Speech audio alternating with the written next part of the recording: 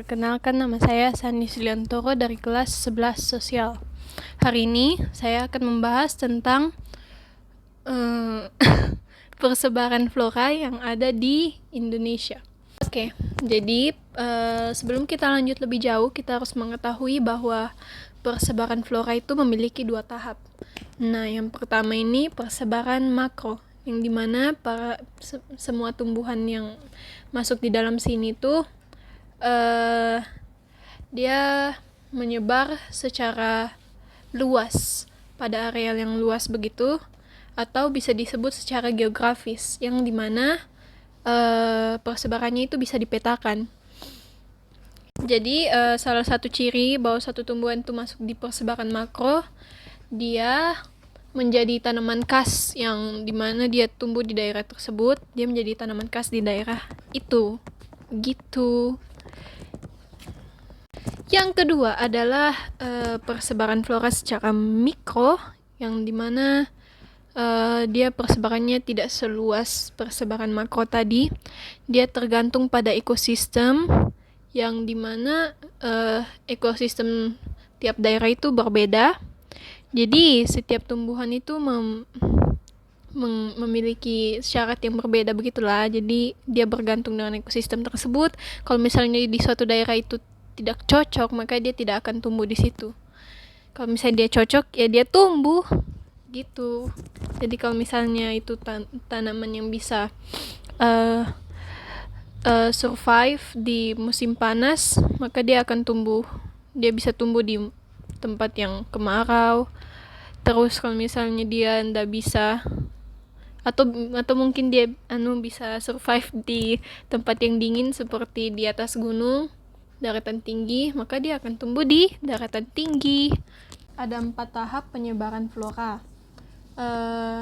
Yang pertama adalah cara menyebarnya.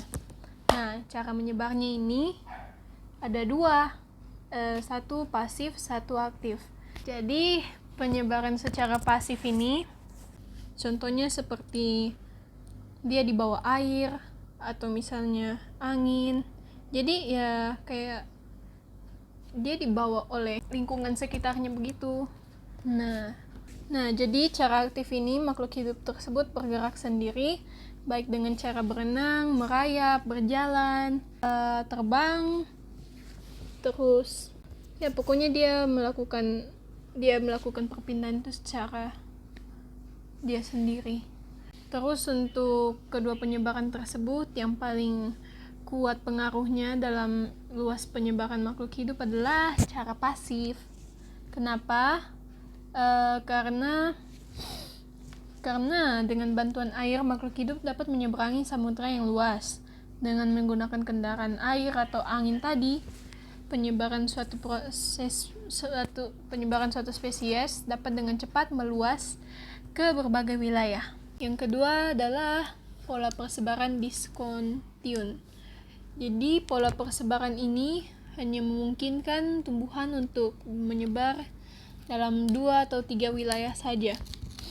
Jadi dia tidak terdapat di kawasan lain. Contohnya adalah pohon tulip yang tersebar secara alami di 2 lokasi, yaitu di Amerika Utara bagian tenggara dan di Cina bagian tengah. Yang ketiga adalah pola penyebaran terbatas. Yang ini karena terbatas itu tadi, jadi tumbuhan yang masuk di dalam kategori ini tuh hanya ada 1 atau 2 kawasan saja di dunia. Jadi ya seperti langka begitulah. Oke, jadi setelah kita membahas semua tadi itu, sekarang kita lanjut ke persebaran flora dunia. Persebaran flora dunia ini ada 2. Jadi yang pertama adalah persebaran secara universal atau dunia, dan yang ketiga adalah persebaran parsial atau wilayah tertentu. Nah, yang dunia ini dia menurut Good 1953, regionalisasi mayor tumbuhan dunia dibagi ke dalam 7 kerajaan atau kingdom. Yang pertama adalah kerajaan utara atau boreal, yang kedua adalah paleotropik, yang ketiga adalah kerajaan kawasan Pasifik atau Polinesia, yang keempat ada kerajaan neotropik, yang kelima ada Afrika Selatan, keenam ada Antartika, dan ketujuh ada Australia. Nah, dari 7 kerajaan tadi, dia terbagi lagi dalam 37 subkawasan yang tersebar di seluruh permukaan bumi.